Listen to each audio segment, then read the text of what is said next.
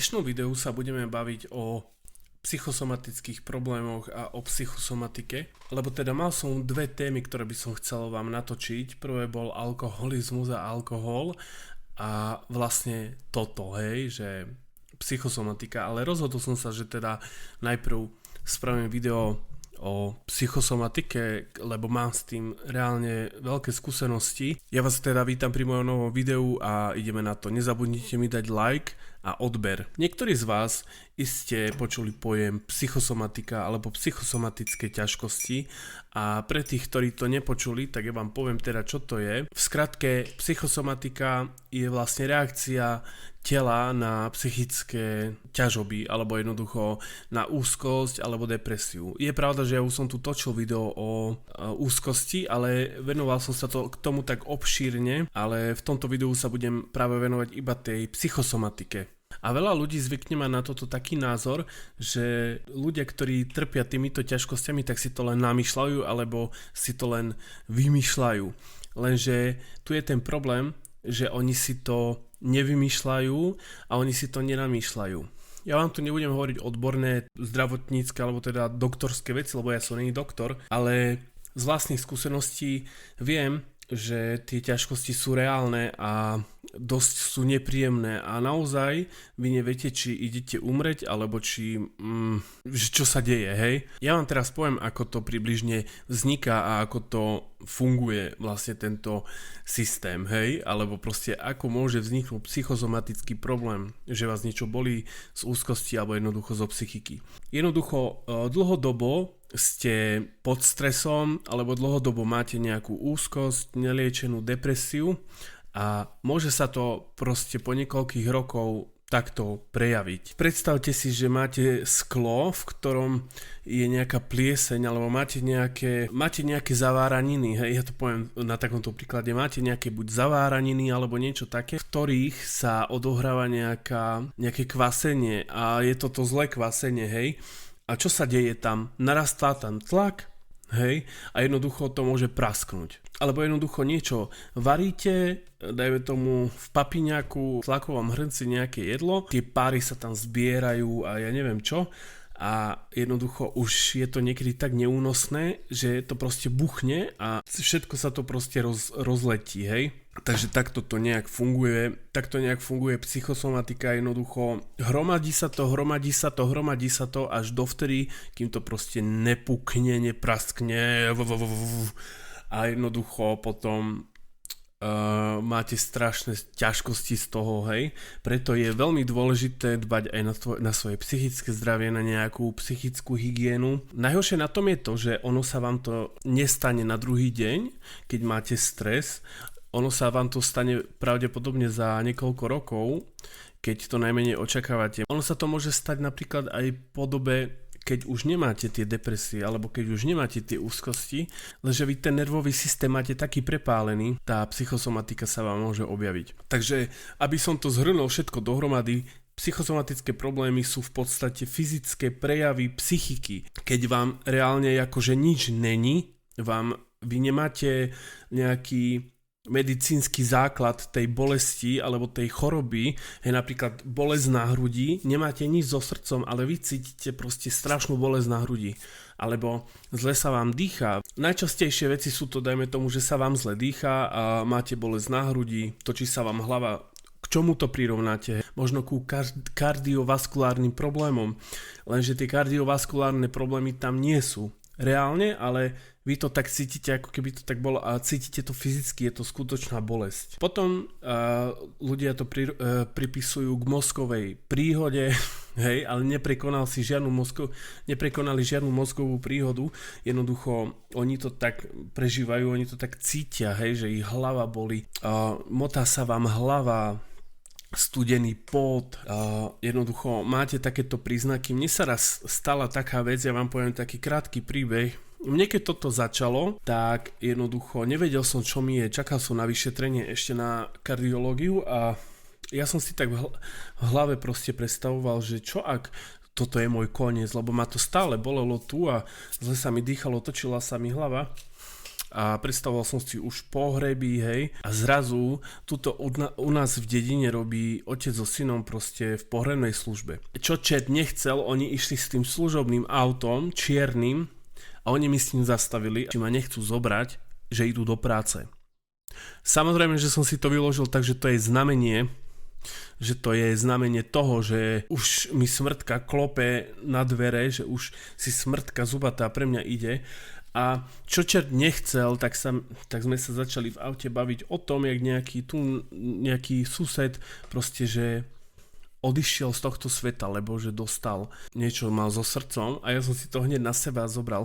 Mňa keď vysadili pred tým cintorínom, ja som videl tých ľudí v tom čiernom, mne sa začala točiť hlava.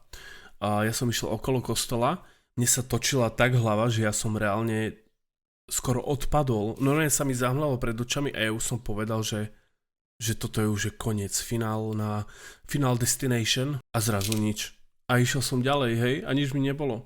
Takže psychosomatika je proste strašne nepríjemný, ťažký stav, ktorý treba liečiť a na ktorý sa treba zamerať.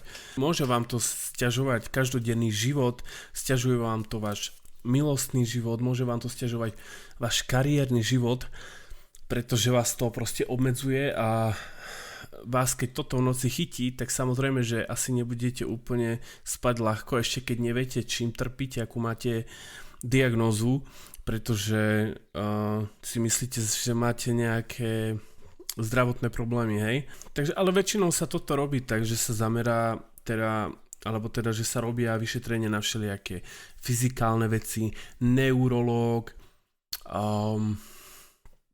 potom kardiológ, a keď sa vylúčia všetky ako veci, ktoré by to mohli teoreticky byť, alebo jednoducho, ktoré by to mohli byť, tak idete k psychiatrovi. Viete čo, ale u toho psychiatra vám tiež ako nepovedia úplne, že z čoho to vzniká. Vy si totiž to na to musíte prísť sami, čo vám robí zle. Väčšinou, jak som povedal, sú to nespracované traumy, alebo sú to proste alebo je to dlhodobý stres, ktorý ste neventilovali, držali ste to v sebe a potom sa to takto prejaví. To znamená to, že máte strašne prepálený nervový systém, hej. Ono už je to potom problém s kadečím, môže vám to dokonca narušiť aj hormonálne chody, chápeme. A taktiež to môže simulovať strašne veľa vecí, hovorím, od infarktu po mŕtvicu, ale teraz akože či to je nebezpečné alebo nie. Ono to vo väčšine prípadov fakt není nebezpečné, keď máte tieto problémy, pretože väčšinou sa tieto problémy teda nesťahujú na ten medicínsky nejaký fyzikálny pôvod alebo medicínsky pôvod, že máte niečo so srdcom, je to z toho psychického hľadiska, ale samozrejme, keď by ste to neriešili, že celý život by ste boli takto, tak asi by vám to teoreticky mohlo aj ubližiť už len z toho dôvodu, lebo keď som mal tieto psychosomatické ťažkosti, tak sa mne dialo to, že ja som mal veľmi vysoký tlak, veľmi okolo 140-150 systolický, a to bolo zastavené, to nechcelo klesnúť, lebo ja som mal stiahnuté cievy, tak jednoducho silnejšie muselo byť to srdce, hej, takže preto zo stresu vznikajú aj proste takéto veci, ako je zvýšený tlak, ale dôležité je povedať, že pokiaľ to nemáte chybou srdca, že to fakt je psychosomatické, psychické, tak to nemusí nutne znamenať. Vo väčšine prípadov, keď si dáte psychiku dokopy, tak vám klesne aj ten tlak. Ja viem, o čom hovorím, lebo ja som to mal dvakrát v živote takéto, že sa mi to spustilo. Ja už som spomínal, prečo sa mi spustilo druhý raz, ale prvý raz proste z ničoho nič. Ja vám poviem, jak to prišlo. Ja som nastupoval do autobusu a strašne ma pálil hrudník, nevedel som poriadne ani dýchať, nie? A ja, že čo, a určite mám niečo so srdcom, tak večer som išiel ešte na pohotovosť s tým, že asi mám niečo so srdcom. Ja som tam išiel úplne vyklepaný, lebo ja som mal tlak vtedy nejaký, jak sa človek bojí, tak sa ti zvýši aj tlak podvedomý, hej.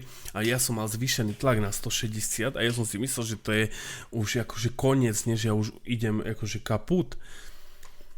Tak mi tam odmerali tlak, povedali, že oni mi tam odmerali nejakých 150 a že to ešte není až taký vysoký A ja, že no OK, samozrejme, že to nebrali na ľahkú váhu, tak mi urobili všelijaké vyšetrenia, urobili mi EKG, dokonca tam priniesli aj stroj na sono, bol tam ešte kardiológ, tak mi urobili ako proste mi pozerali srdce, krvné testy, proste vás prerengenujú alebo proste prefotia vám hrudník, že či je všetko v poriadku, nič nenašli, dokonca moje výsledky sú veľmi dobré, hej.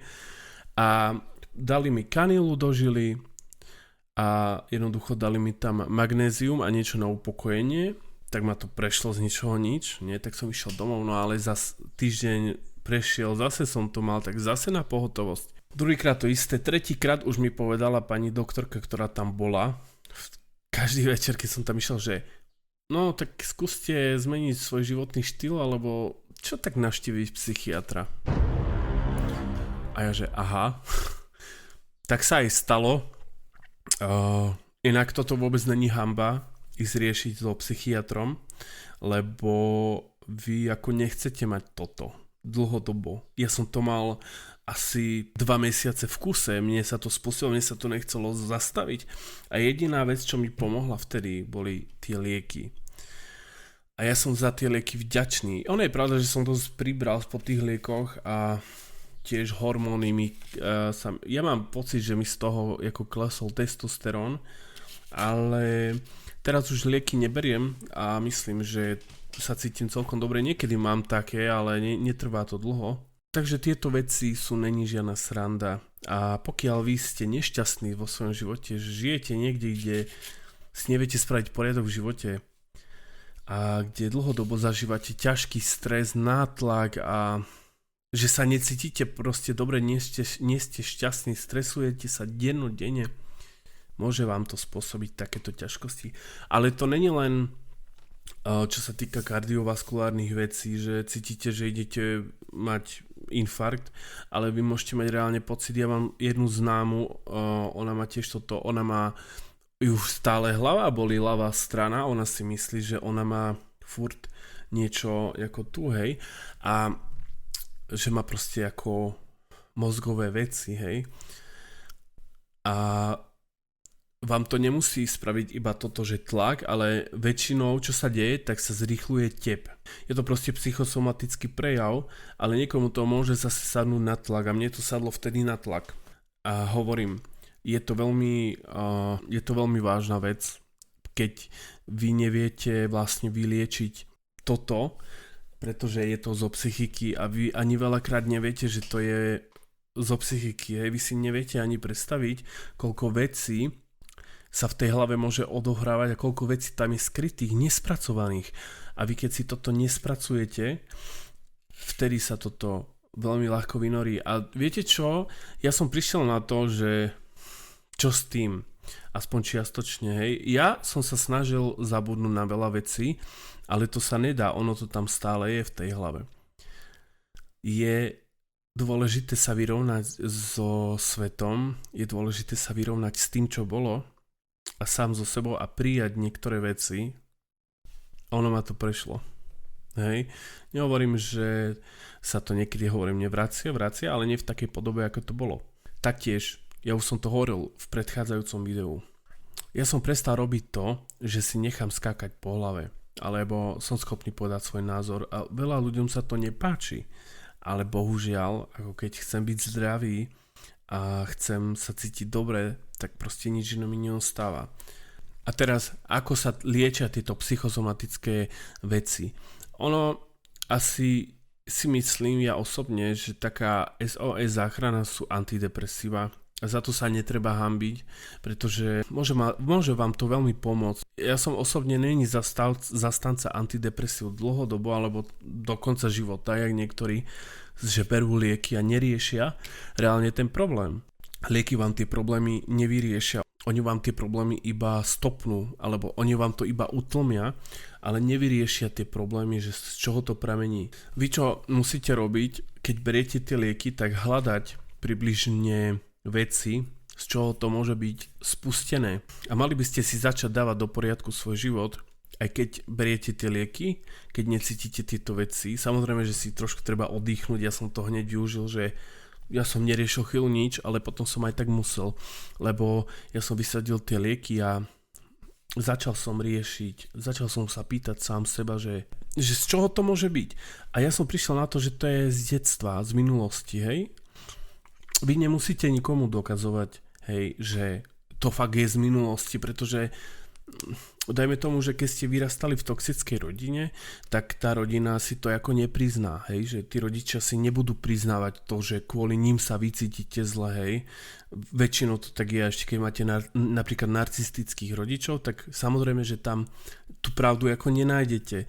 Vy si to musíte uvedomiť sami a keď si toto uvedomíte a prestanete furt, dajme tomu, aj tým rodičom chce niečo dokazovať, že takto to je, tak vtedy nájdete to oslobodenie a vás to nemusí trápiť, hej, lebo veľa ľudí bojuje s rodičmi v dospelom veku, ale je to úplne zbytočné, lebo tí rodičia si aj tak nepriznajú chyby, hej.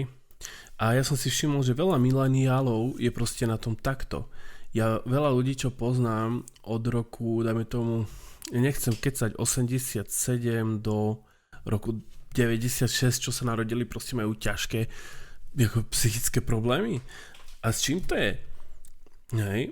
No čím to je? No asi to bude tým detstvom, alebo čo, lebo veľa rodičov je takých, že zvyklo piť alkohol a nepohoda doma a dajme tomu psychické týranie rodiča, dajme tomu matky, že otec týral matku, alebo hádali sa rodičia a toto zanechá tú stopu. Keď máte narcistických rodičov alebo proste rodičov, ktorí vás nejak nedocenili, aj toto sa môže takto odraziť. Čiže je toho strašne veľa a vy ste dospelí, vy si s tým musíte spraviť poriadok. Ale hovorím, nesnažte sa bojovať s vašimi aj rodičmi a vysvetľovať im to, lebo oni to nepochopia. To vás bude boleť ešte viac. Vy si robte svoj život, máte svoje názory a zmierte sa sami so sebou. Hlavne. Hej? A necítite nenávisť voči nikomu, takúto zášť, ani voči rodičom, lebo to vás akurát tak len furt žerie a furt vás tá minulosť bude žrať. Musíte odpustiť. Ono to je niekedy ťažké, ale dá sa to. Ale nie kvôli ním, kvôli sebe. Aby ste sa vycítili dobre. Na nich kašľať. No. Takže toto by bolo asi tak všetko. Naozaj, pokiaľ máte takéto problémy, nezúfajte. Ja som si tiež myslel, že sa toho nedá zbaviť. Dá sa toho zbaviť, ale nie je to tak, že vám niekto príde pomôcť a nie je to zo dňa na deň. Trvá to, ale dá sa toho zbaviť. Ten nervový systém je potrebné ukludniť. Pokiaľ máte tieto problémy a chodíte do roboty, kde dajme tomu robíte prácu, ktorá vás nebaví a aj tak vám to nevychádza, tak sa na tú prácu vyjete a aj za cenu toho, že by ste tie peniaze chvíľu fakt mať nemali, jednoducho musíte prestať riešiť veci a oddychnúť si trošku, lebo vás to môže... Toto by bolo všetko pre dnešné video. Ja ďalšie video plánujem urobiť o alkohole, o škodlivosti alkoholu. Dúfam, že sa vám teda moje videa páčia, ale myslím, že áno, lebo tu mám veľa lajkov, aj zhliadnutí na predchádzajúcom videu o tých anabolikách, čož ma veľmi teší. A tak, ja sa teda teším. Tešte sa aj vy, robte si radosť a to je všetko. Čaute.